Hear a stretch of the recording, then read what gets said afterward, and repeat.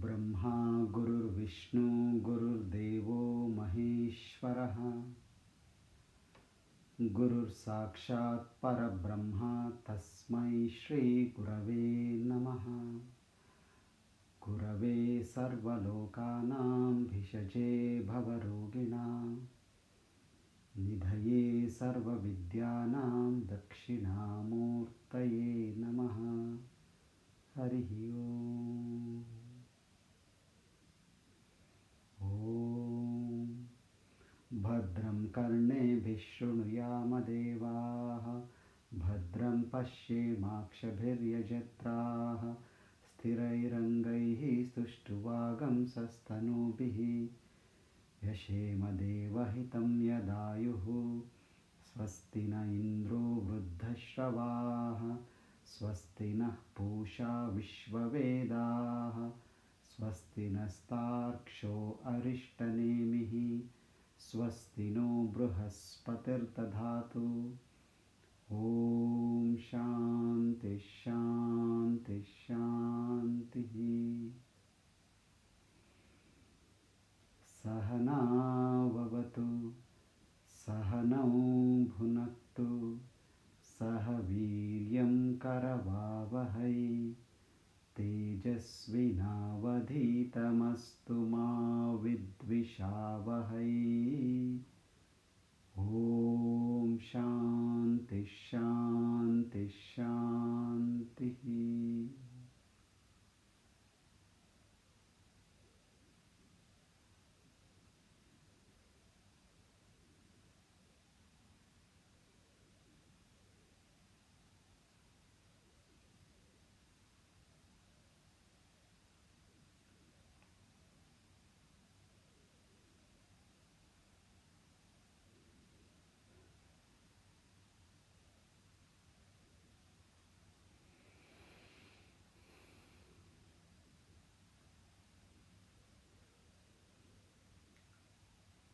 When you ask somebody, are you asleep? And if they say yes, it means no. Isn't it? Existence is a paradox. Opposites coexist.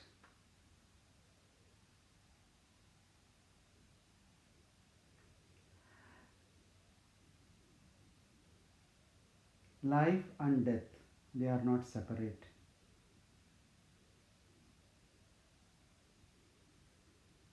Every birthday you are getting that much closer to death and that much far away from your birth. Pain and pleasure, they stay together. Anticipation of pleasure is painful.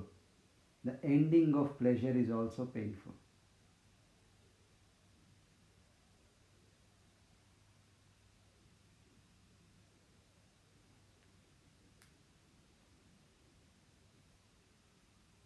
Space and matter coexist. Witness and the mind coexist. Right now, they are here together.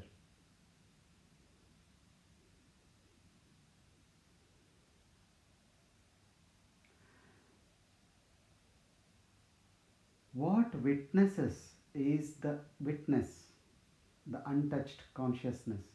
What suffers is the mind, but they coexist.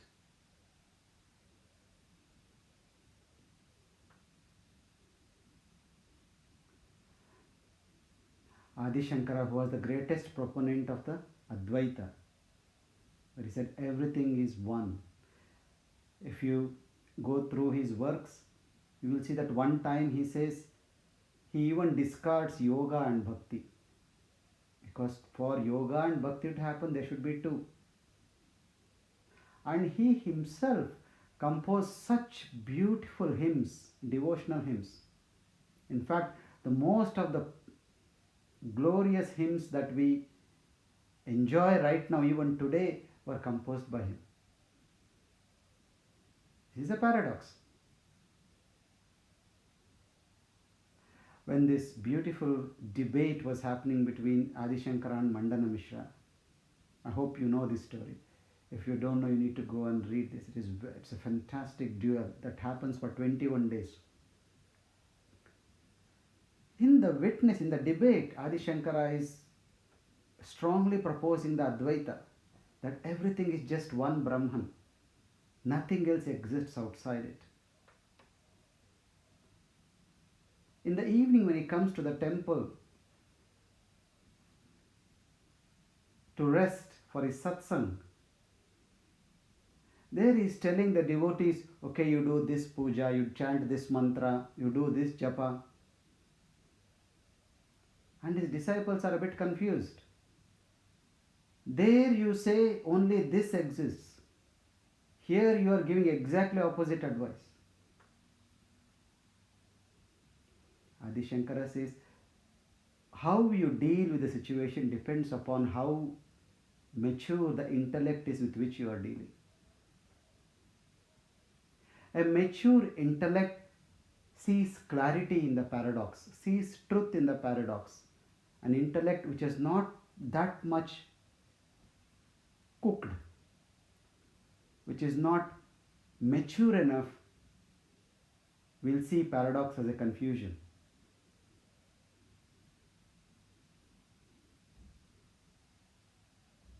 Do you see what I am saying? When you are not able to see that the opposites coexist, and they coexist at the same time, that when you choose one, you are automatically choosing the opposite. The moment you have chosen pleasure, you have chosen pain. The moment you have chosen life, you have chosen death as well.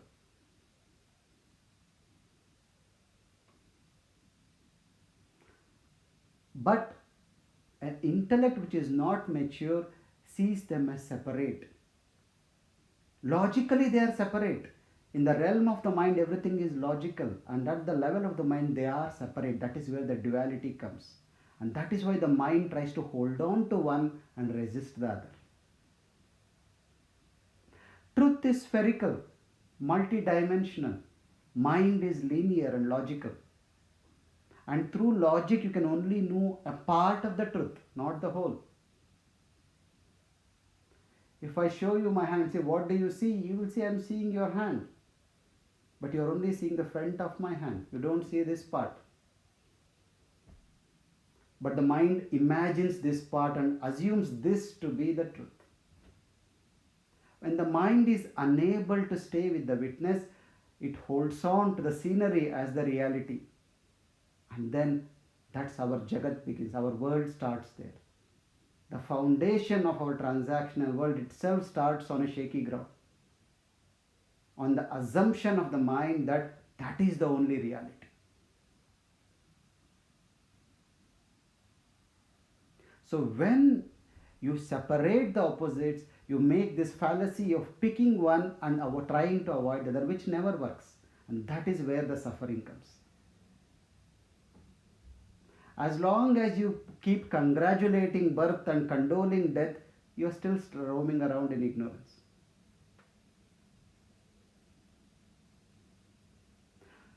It's okay to act that way if the society demands, but as long as you are aware that they are just two events and they are not different from each other.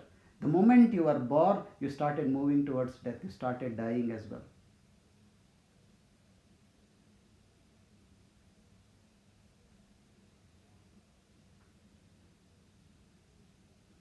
In the 16 hours of your wakefulness, how much time do you spend as a witness? How much time do you spend in the mind? If you spend most of your time as a witness, then you don't suffer because you remain untouched when you are a witness. But if you are spending your time mostly in the mind, then everything impacts you. You can just go back to the question which somebody asked, that if I am pure consciousness, why do I get affected by people? They are two separate things.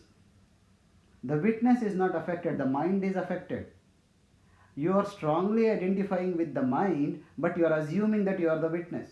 Those few moments when you witness, then you are not affected.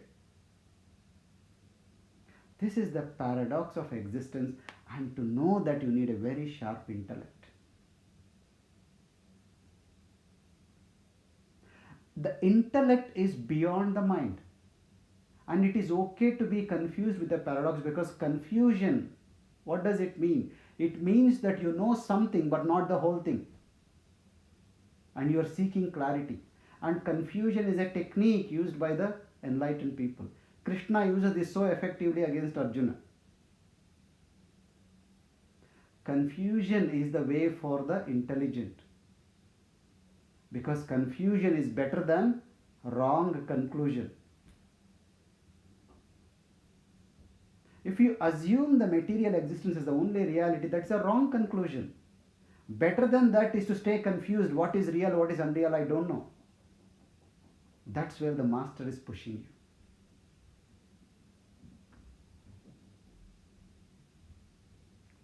Do you see this? So in this chapter especially, the paradoxical nature of the Upanishad becomes very obvious. Knowledge and ignorance coexist. An ordinary intellect says, either I know or I don't know. But here the Upanishad says, there is something beyond your known and the unknown. There is another dimension of existence which is neither known, which is neither unknown. Think about all that you encounter in your life. They only fall into these two categories. Either you know or you don't know about it. But what is it that you cannot even know, but it is also not unknown? That is what it is. See, in the first chapter, the disciple is a very sharp disciple, asked a question. He asked the question, what is the cause of the cause? And the master could have answered in very simple terms. He would have said pure consciousness, Brahman. But he didn't say that. He said it is the mind of the mind, the ear of the ear, the sound of the sound. When this question is ordinarily asked, what is the cause of the cause? What do we say? Oh, of course, God.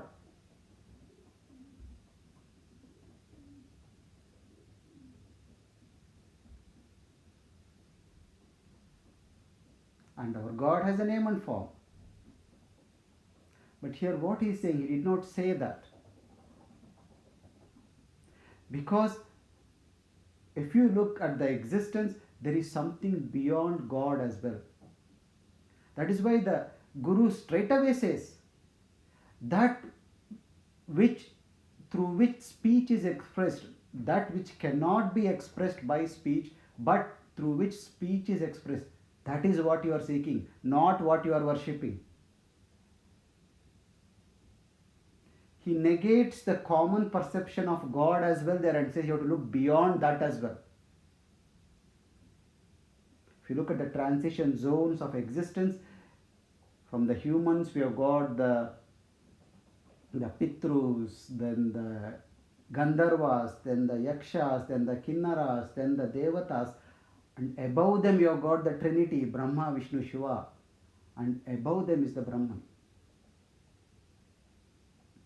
So he says, don't stop there. It is beyond that which you consider God as well.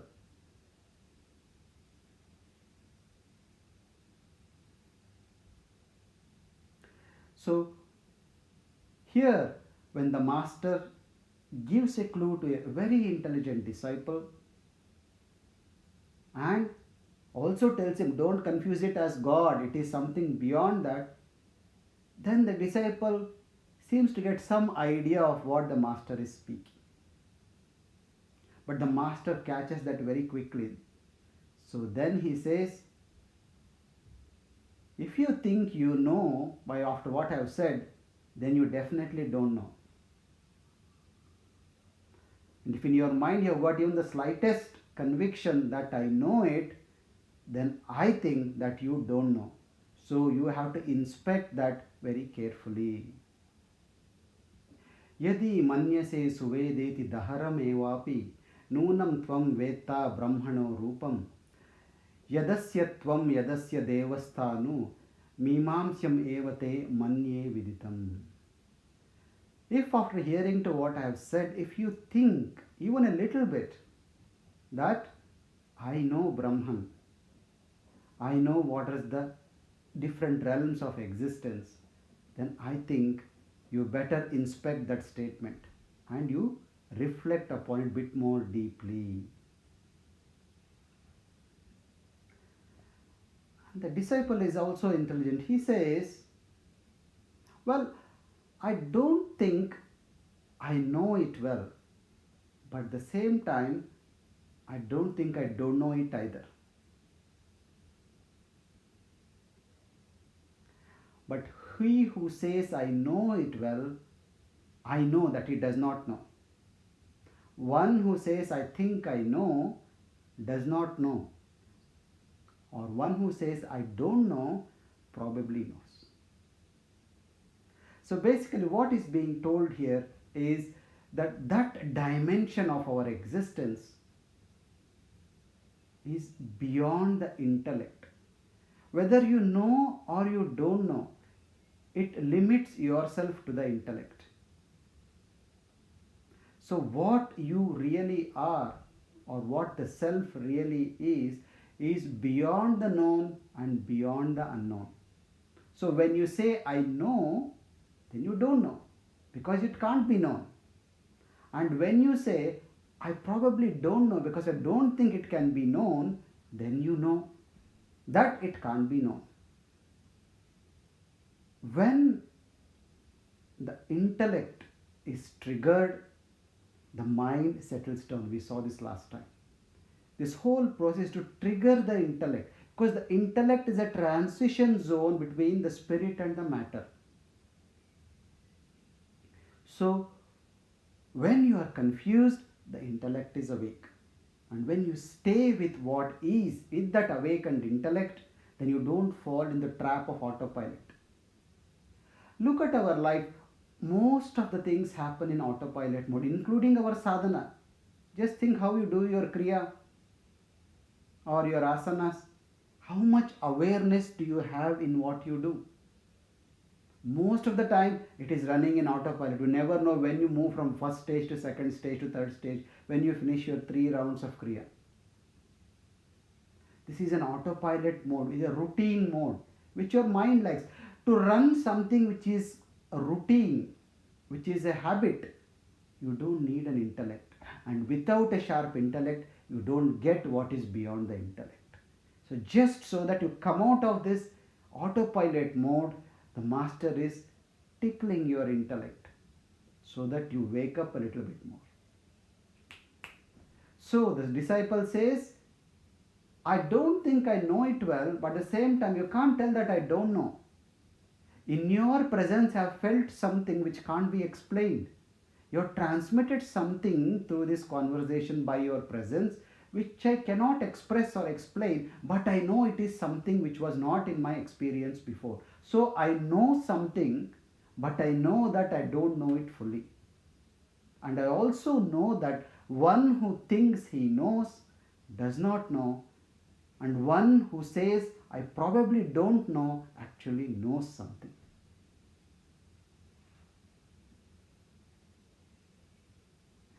यस्य अमतं तस्य मतं मतं यस्य न वेदसः अविज्ञातं विजानतं विज्ञातं अविजानताम्. The same thing is emphasized by the master again. One who says he does not know actually knows, and one who says he knows, he does not know. It is unknown to the one who thinks he knows, and is known to one who knows that it cannot be known. Pratibodha viditam matam amrutatvam hi vindate atmana vindate viryam vidyaya vindate amrutam. That's a very beautiful, very important shloka. Then how do I know? How do I experience? It says if it is something beyond knowing, what is it? Here it is pratibodha viditam matam. You can only know it through your experience. Through each of your experience, you know that there is something which is taking you through the experience. Pratibodha viditam. With every experience, you know it. Because without that, there is no experience.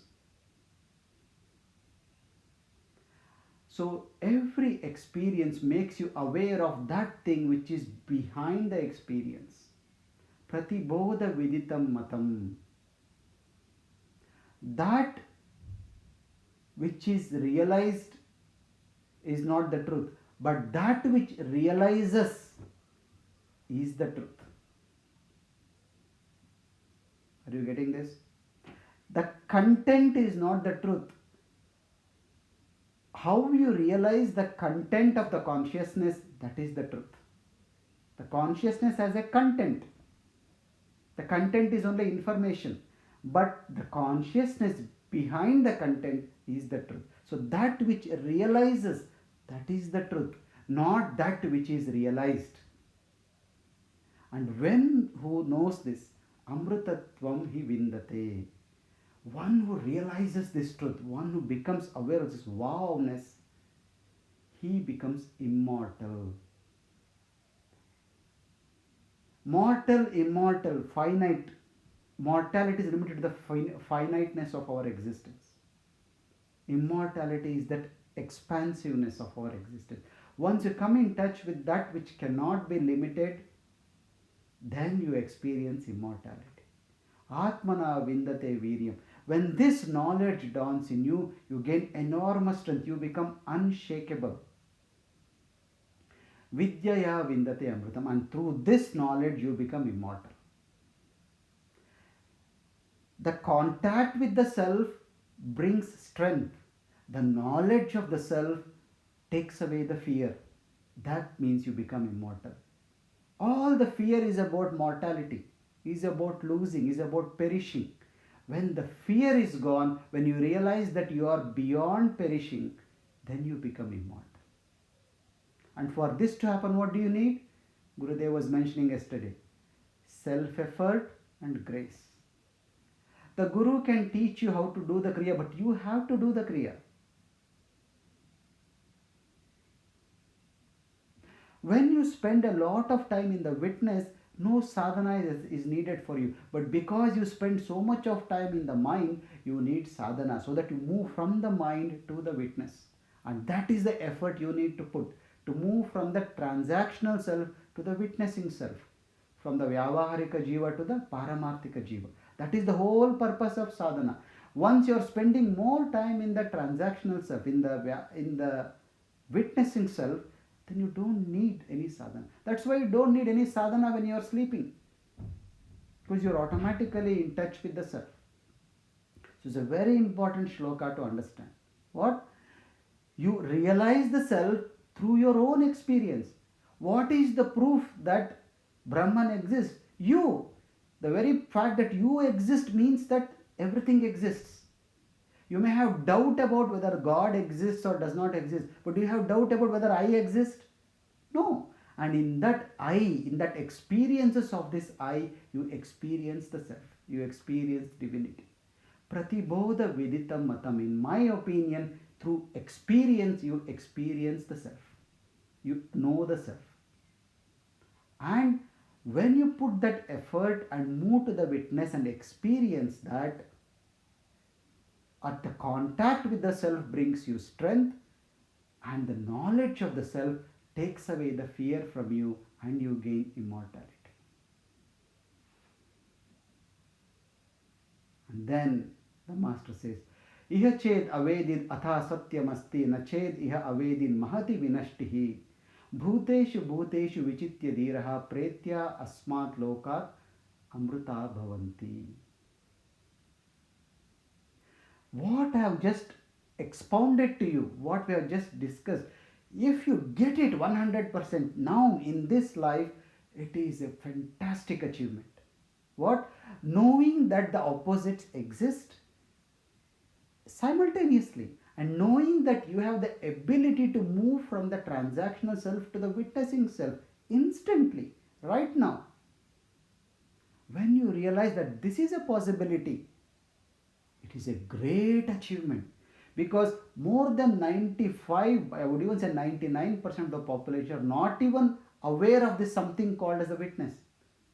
They just live in the mind and die in the mind.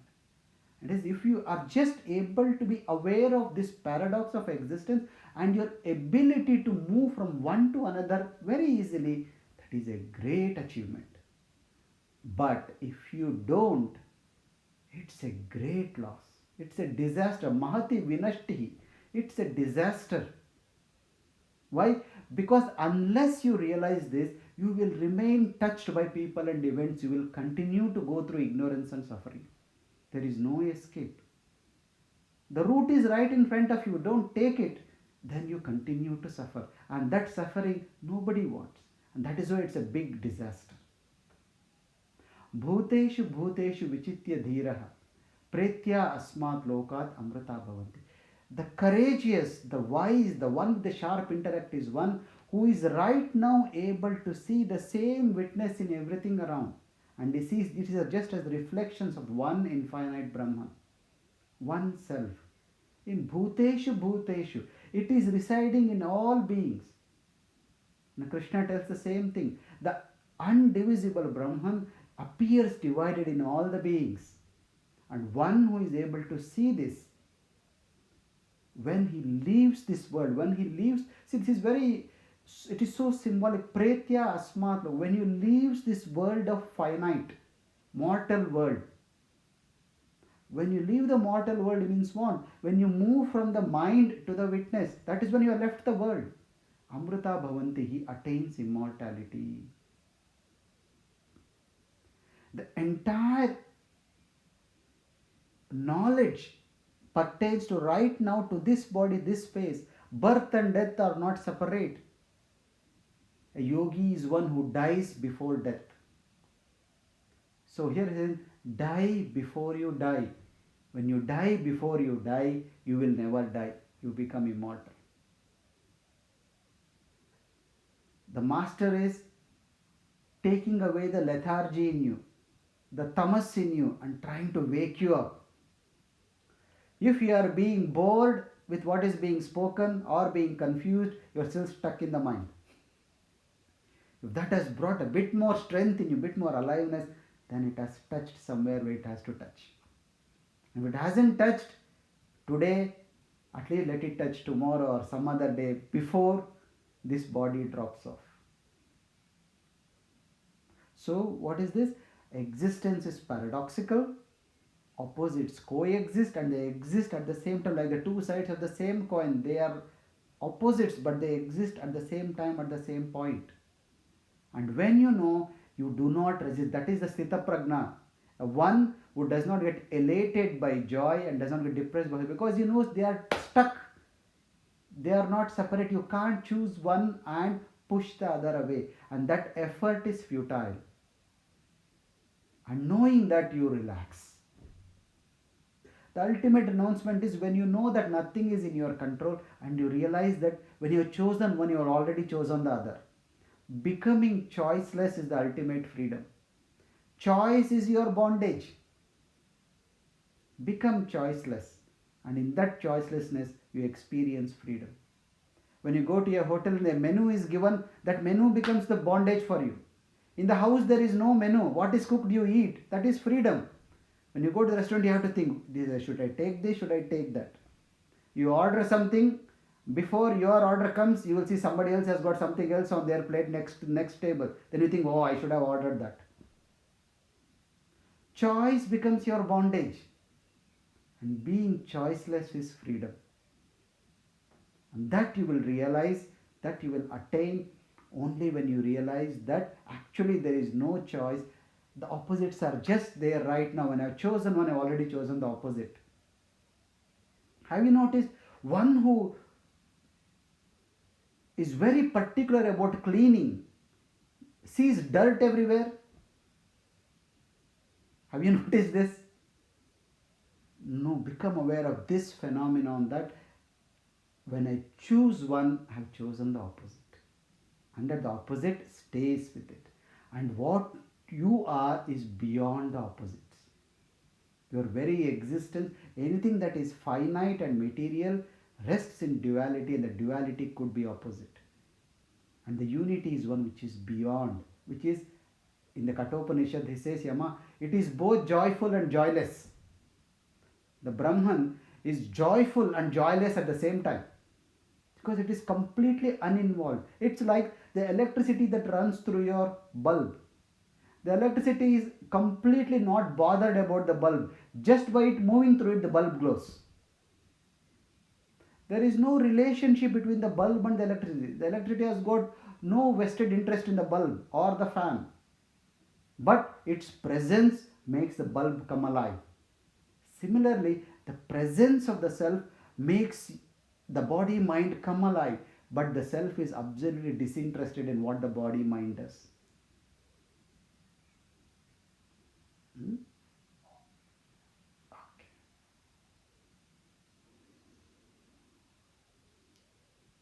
Om. Sarve bhavantu sukhinah, sarve santu niramayah, sarve bhadrani pashyantu, ma kaschid dukkhabhat bhave. Loka samasta sukhino bhavantu. Loka samasta sukhino bhavantu. Loka samasta sukhino bhavantu. Om Shanti Shanti Shanti. Hari Shri Guru